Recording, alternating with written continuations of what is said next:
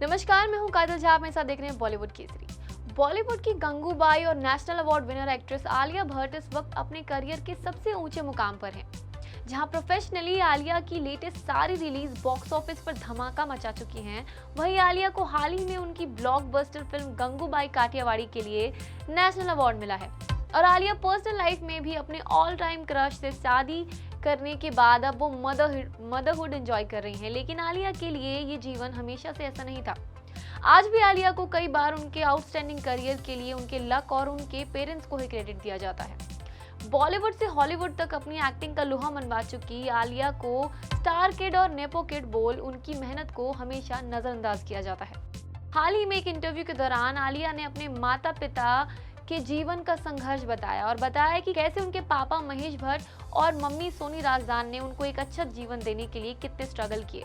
Bollywood kid होने के बाद भी कैसे वो कई और प्रिविलेजेस से दूर रही। लोग अक्सर आलिया के करियर को उनके पापा महेश भट्ट के सक्सेस से जोड़ देते हैं, जिसका जवाब देते हुए आलिया ने अपने पापा महेश भट्ट के लिए कहा, एक समय था जब उनके पास कई फ्लॉप फिल्मों का समूह था।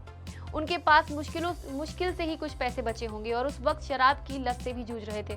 आलिया ने कहा कि महेश भट्ट ने बाद में शराब तो छोड़ दी, लेकिन उन्होंने अपने जीवन और करियर में कई उतार चढ़ाव देखे हैं। आलिया ने कहा, मेरे माता पिता को उस मुकाम तक पहुंचने के लिए संघर्ष करना पड़ा जहां मैं उनके प्रिविलेजेस का आनंद ले सकूं।